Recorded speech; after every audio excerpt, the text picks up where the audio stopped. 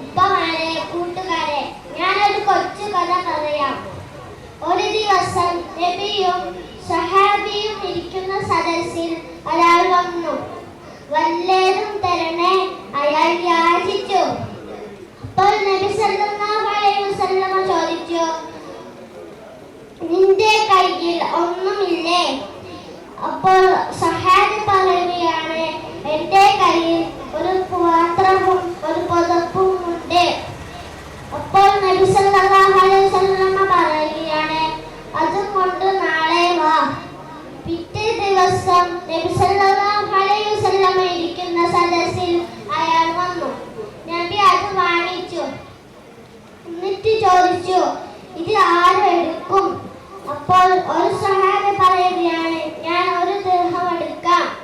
മറ്റേ സഹാബി പറയുകയാണ്, ഞാൻ 2 ദിർഹം എടുക്കാം. അപ്പോൾ ആ 2 ദിർഹം പറഞ്ഞ സഹാബിക്ക് അത് കൊടുത്തു.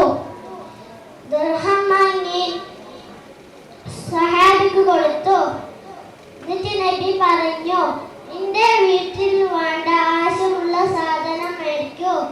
മറ്റേ ദിർഹം കൊണ്ട് കോടാലി വാങ്ങി കാട്ടിൽ പോയി വിറക് വെട്ടി ജീവിക്കൂ.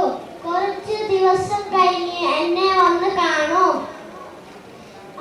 നബി പറഞ്ഞ പോലെ ആ സഹാബി വീട്ടിൽ വേണ്ട സാധനവും കോടാലിയും വാങ്ങി കാട്ടിൽ പോയി ജീവിച്ചു.